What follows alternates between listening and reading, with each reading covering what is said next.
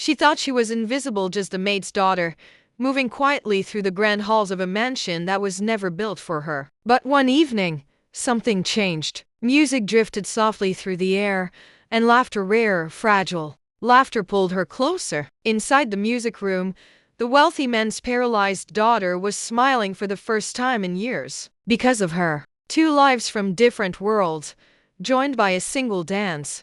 But what felt like freedom in that moment was about to collide with the walls of power, pride, and prejudice. Because someone was watching. Someone who believed lines like this should never be crossed. And when his eyes fell on them, the weight of generations of silence and injustice pressed into that room.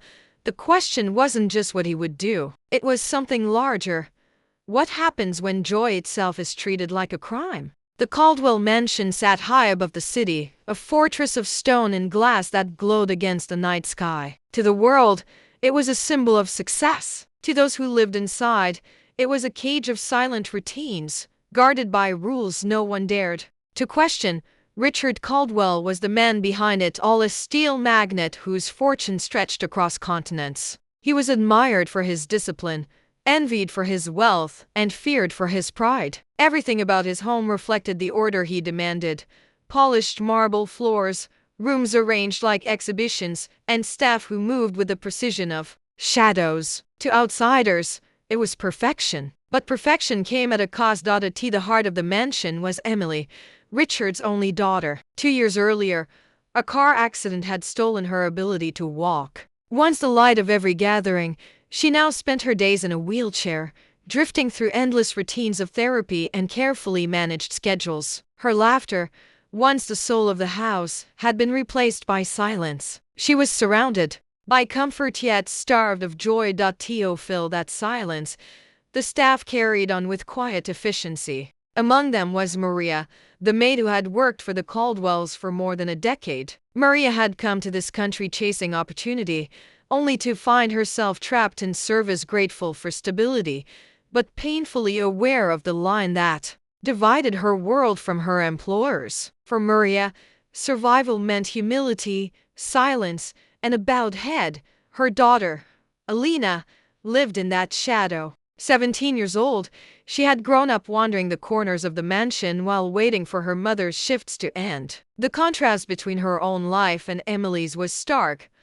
One girl raised in wealth, the other raised in want. Alina wore secondhand shoes, carried notebooks with worn edges, and learned early to keep her head down. But hidden behind her quiet demeanor was something fierce. Alina loved to dance. It wasn't a polished ballet or lessons learned in studios. There was no money for that. Her dancing was raw, born from rhythm in her bones. She danced in her small bedroom at night, in front of cracked mirrors, in alleyways with friends. To her, movement was freedom. It was the one place where she could forget the weight of expectations, the stares, and the subtle cruelties that reminded her of who society said she was. Sometimes, in the stillness of the Caldwell mansion, she would allow herself to move softly, secretly, in empty hallways while waiting for her mother. She never imagined anyone would notice, but someone did. Emily had been watching her. At first, it was just by chance, catching a glimpse of Alina,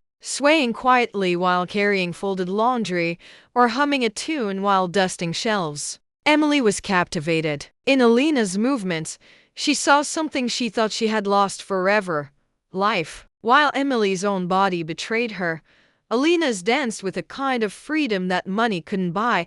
Curiosity turned into fascination. Fascination grew into a longing for connection. Emily, who lived surrounded by people yet felt alone, began looking for Alina's presence. She noticed when she lingered, noticed when she passed by, and felt a spark of anticipation she hadn't felt since before her accident. For Alina, it was different. She had been taught to fade into the background, to never stand too close to the world that wasn't hers. But Emily's eyes, wide with longing, made her hesitate. Could she really turn away from someone whose spirit seemed to be reaching out for her? The mansion itself became the silent witness to this unspoken bond. Its walls, meant to separate wealth from service, began to feel like they were closing in. The other staff noticed too. Whispers spread in the kitchen and laundry rooms. Some were indifferent, others skeptical, but a few muttered with disapproval. To them, the sight of a maid's daughter sharing moments with the master's child was not just unusual, it was dangerous. Maria noticed the whispers and grew anxious. She pulled Alina aside one evening, warning her in hushed tones. "Keep your distance," she urged. "This is not our world. Remember where we stand." But Alina couldn't forget the look on Emily's face when she danced for her, the way her eyes lit up, the way her laughter returned, fragile yet real. For Emily, it wasn't about lines or rules. It was about finally feeling alive again. And so, despite her mother's warnings, Alina stayed close. At first it was brief moments, a smile exchanged. A hand rested on Emily's wheelchair as she passed. But then it became more. Quiet afternoons spent together in the music room. Shared laughter. Alina's dancing filling the silence like sunlight breaking through clouds.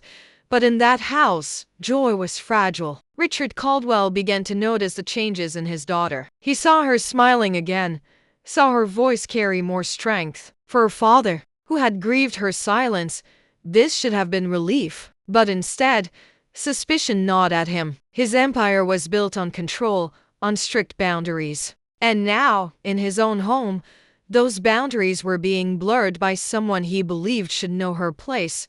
He didn't confront it immediately. Instead, his remarks grew sharper. "Your daughter should spend more time at school," he told Maria, with a cold smile. "It's not good for her to linger here." The words were polite, but the warning was clear. Still, Emily insisted. Still, Alina stayed. And with every moment they shared, the storm on the horizon grew darker, pressing closer, waiting to break. The Caldwell mansion had always been a place of routines, where silence was valued as much as service. But now, whispers moved through its halls like an invisible current. Staff spoke in low voices in the kitchen, their eyes darting toward the music room where Emily and Alina had begun spending more of their afternoons together. Some dismissed it as harmless, just a lonely girl finding company. But others didn't see innocence. They saw a line being crossed. A maid's daughter sitting in the parlor, laughing in the music room, moving as if she belonged. To them, it was a disruption of order, a threat to the careful hierarchy that kept everything in place. Alina felt those stares every time she entered the house. The sharp pause in conversation, the look that lingered too long. She carried it with her like a weight, even as she tried to ignore it. But when she was with Emily, the heaviness lifted. In those stolen moments, she danced not with fear, but with freedom. Emily would clap softly, her eyes shining, her laughter filling the room like it hadn't in years. For Emily, these dances were more than entertainment. They were life itself. She began to imagine the future again, something she had given up on after the accident. She dreamed of stages, of music, of Alina leading her into worlds she thought were forever close to her. But dreams don't go unnoticed. One afternoon, as Alina twirled gently in front of Emily's chair, they didn't realize they had an audience. A housekeeper passing by stopped, watching silently. She shook her head and whispered later to the others, "She's getting too comfortable." By evening, the whispers had doubled, moving through the staff quarters like wildfire. Maria heard them too. She was summoned by the head housekeeper and warned in clipped tones, "Tell your daughter to stop wandering where she doesn't belong. People are starting to notice." Maria's face burned with shame, but beneath it was fear. She confronted Alina that night, her voice trembling. "You must be careful," she begged. "This house is not our home. One wrong step could cost us everything. Do you understand?" "Everything." Alina nodded, but her heart rebelled. How could bringing joy to someone be wrong? How could laughter, something so scarce in that mansion, be treated like a threat? Still, she tried to stay away. For several days, she kept her distance, helping in the kitchen, avoiding Emily's gaze. But Emily noticed. Her silence returned. Her eyes dulled. And when she finally found Alina again, she whispered with desperation, "Don't leave me alone, please." Those words broke whatever resolve Alina had left, and so the secret meetings continued. Sometimes they were careful, dancing only when the halls were quiet, laughing softly so their voices wouldn't carry. Other times, their joy betrayed them. echoing down the corridors, reaching ears it shouldn't. Richard Caldwell began to notice changes he couldn't ignore. His daughter smiled at breakfast. She hummed quietly during the afternoons. She asked to sit in the music room again, a place she had avoided since her accident. At first, he was relieved, grateful even that something had reignited her spirit. But when he learned it was Alina, the maid's daughter, who had sparked this transformation, his relief twisted into unease. For Richard, control was everything. His empire existed because he had drawn lines, built walls, and never allowed them to blur. Wealth on one side, labor on the other, power at the top, service below. And now, under his own roof, those walls were trembling. His disapproval began quietly. At dinner, he told Emily she was spending too much time in the music room. In passing, he told Maria her daughter should focus on her studies, not lingering. His voice was calm, polite, but every word carried a blade. Emily pushed back in small ways, asking for Alina directly, refusing to let her father's coldness extinguish the joy she had found. Richard saw this defiance and grew more unsettled. To him, it wasn't just about Alina. It was about his daughter slipping beyond his control. The tension in the mansion became unbearable. The staff grew more watchful, Maria more anxious, Emily more determined, and Alina more conflicted. She felt the weight of every glance, every whispered warning, but she couldn't walk away. Not when Emily's happiness depended on her. The breaking point came on a night that should have been ordinary. The air was heavy with summer heat. The windows cracked open to let in the faint sound of cicadas. Emily had begged Alina to dance. Again, not just in front of her, but with her. Though Emily's legs could no longer move, Alina held her hands, spun her chair gently, guided her arms through the rhythm. For the first time in years, Emily felt part of the dance, not just an observer. Her laughter filled the room, unguarded and pure, but they weren't alone. In the shadows of the doorway, Richard stood watching. His face was unreadable, his body rigid. He saw his daughter alive with joy, and yet the sight didn't warm him. It unsettled him. To him, this was no innocent moment. It was defiance. A maid's daughter taking liberties, touching what was most precious to him, daring to stand in a place that wasn't hers. He said nothing that night. He turned silently, his footsteps echoing down the hall. But in his silence, a decision had already formed. Alina and Emily didn't know they had been seen. They laughed freely, clinging to the moment as if it could last forever. But the walls of the mansion had already shifted. The storm that had been building for weeks was ready to break. And when it did, no one inside that house would be untouched. And the question that hung in the air was this: when the lines of power and prejudice are threatened, what will a man choose, his daughter's happiness or his pride? The night after Richard's silent observation, the mansion felt colder. Even the chandeliers seemed to burn with less light, their glow casting long shadows across the marble floor. The staff sensed something was coming. An unspoken tension hung in the air like a storm cloud ready to burst. Maria noticed it first in her employer's gaze. Richard's words grew sharper, his presence heavier. And though nothing had been said outright, she knew with a mother's intuition. He had seen something. Something he could not allow. Emily, oblivious to the danger, waited eagerly in the music room once again. She had grown used to these secret evenings, to Alina's soft steps and gentle laughter. The music player sat ready on the piano, a fragile thread of hope in a house built on silence. Alina hesitated at the doorway that night. Her mother's warnings echoed in her mind, the whispers of the staff replaying in her memory. But when she saw Emily, her face bright with anticipation, her hands resting on the arms of her chair as if ready to take flight, Alina stepped forward.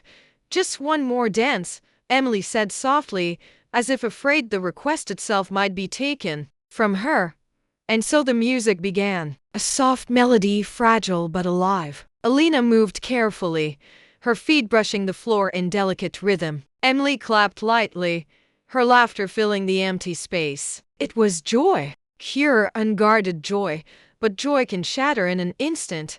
The music stopped abruptly, not because the record ended, but because a hand slammed it silent. Alina froze mid-step. Emily's smile faltered. Richard Caldwell stood at the piano, his hand pressed against the needle, his face carved in cold fury. The silence that followed was deafening.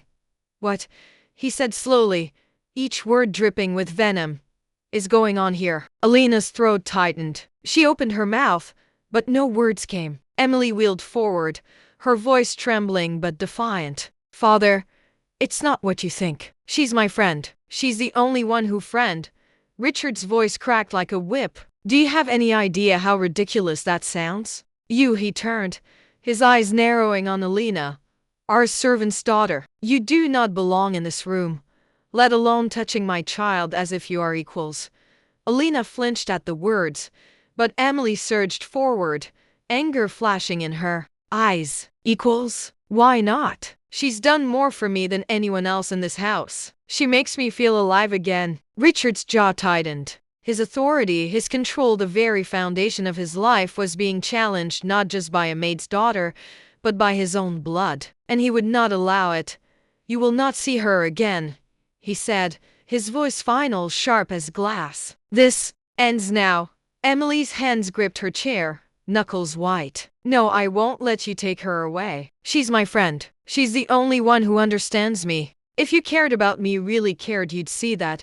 For a moment, Richard faltered, but then his gaze hardened again, turning to Alina like a blade. "Leave, now, and do not set foot in this room again." Alina stood frozen, caught between fear and defiance. Her heart pounded in her chest, her legs threatening to buckle. Every instinct told her to obey, to run, to escape the fury radiating from the men before her. But when she looked at Emily pleading eyes, desperate to hold onto the only joy she had left, Alina found herself rooted.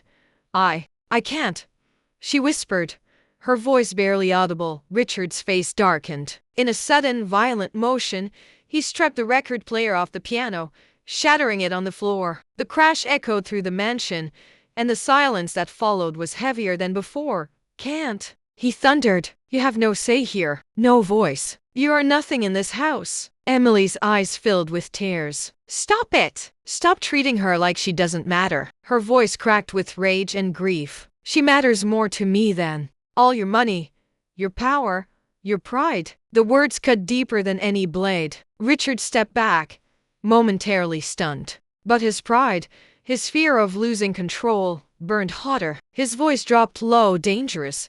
"If you defy me, Emily, you'll regret it." The threat hung in the air, suffocating. Alina felt her hands trembling, her breath shallow. For the first time, she truly feared what this man was capable of, not just to her, but to Emily as well. And yet, Emily did not back down. Her voice shook, but her eyes held firm. "No, father, the only thing I regret is that you can't see her the way I do." For a long moment, no one moved. The room seemed suspended in time, the tension thick enough to choke. Then Richard stepped forward, towering over Alina. His voice dropped to a whisper, but it carried more weight than any shout. "If you ever set foot in this room again, I will make sure you and your mother never work in this city again. Do you understand me?" Alina's breath caught in her throat. The weight of his threat pressed down on her, cold and merciless. One word, one step, could destroy everything her mother had fought for.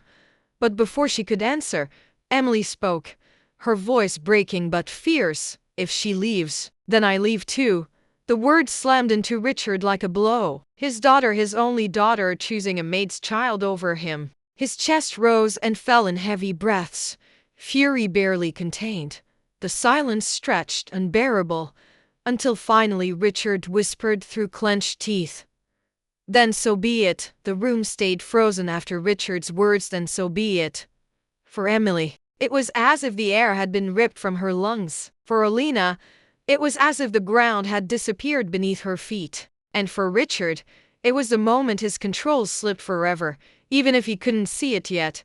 Maria arrived minutes later, breathless, after hearing the crash of the record player. One look at Alina's pale face and Emily's trembling hands told her everything she needed to know. She wanted to gather her daughter and run, but Richard's shadow loomed large. He didn't need to say another word, his threat already hung over them like a blade. That night, Alina lay awake listening to her mother's whispered prayers. The house around them carried on as if nothing had happened. Footsteps in the hallways, the clinking of dishes, the low hum of distant conversation. But for Alina, the silence inside her chest was louder than all of it. Emily, too, did not sleep. She stared at the ceiling of her gilded room, the tears still drying on her cheeks. For the first time in her life, she had stood against her father, and for the first time, she realized just how little freedom she truly had. Days passed. Richard made good on his silence. Alina was reassigned to the farthest chores, deliberately kept away from the music room. Emily's requests to see her went ignored, her pleas dismissed with cold stares. The house that had once held secret laughter now felt like a prison for them both, but the damage was already done. The music had played, the friendship had been real, and no amount of control, no threats, could erase what they had shared. The weight of injustice for Alina. The lesson was cruel but clear. Even in moments of joy, racism could snatch it away. She had stepped into a world where she did not belong, not because she lacked worth, but because someone decided she didn't deserve it. And that, perhaps, was the deepest wound of all. Emily learned a different lesson: that love, friendship, and humanity meant nothing in the eyes of prejudice. Her father had looked at Alina and seen nothing but class, race, and status. Emily had looked at her and seen a friend, a sister, a light in the darkness, and for that, she was punished. Both girls carried the scars, not the kind you see, but the kind that shape the way you walk through the world. For Alina, every step in that mansion after that night carried the weight of fear of being seen, fear of being silenced, fear of losing everything. For Emily, every word with her father carried the taste of betrayal, knowing he would rather destroy her joy than accept the humanity of someone different from him. The universal truth, and here is where their story stops being just theirs, because this isn't only about a mansion, a father, a daughter, and a maid's child. This is about a truth that echoes far beyond one family's walls. How many Alinas have been told they don't belong, not because of who they are, but because of how they look? How many Emilys have been silenced when they dared to stand against injustice even in their own homes? How many Richards still hold the power to decide who is worthy of respect and who is not? The answer is too many, far too many. History is full of broken record players, shattered friendships, and silenced voices. The story repeats itself in schools, in workplaces, on the streets. It repeats when someone is told they are less than.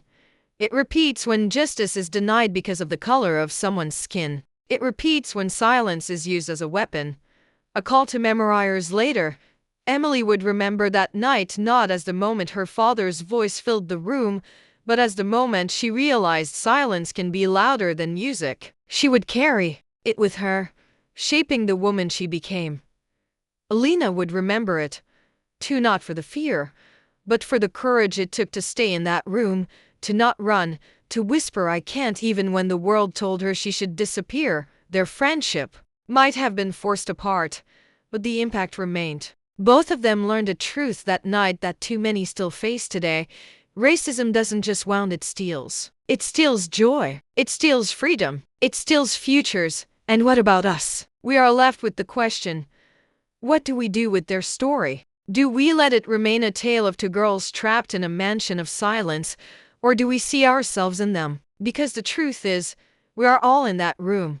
Some of us are Richard, whether we admit it or not, holding on to power, fear, and prejudice. Some of us are Emily, speaking out, but feeling the crushing weight of authority trying to silence us. And some of us are Alina, trembling but refusing to step back, daring to exist where others say we shouldn't. Single quotes T.So which one are you? He broke the record player, but he couldn't break the music. He silenced the room, but he couldn't silence the truth.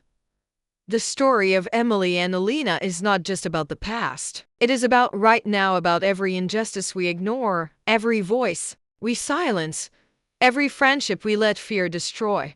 The question is not whether the story will repeat. The question is, will we keep letting it? Or will we finally break the cycle?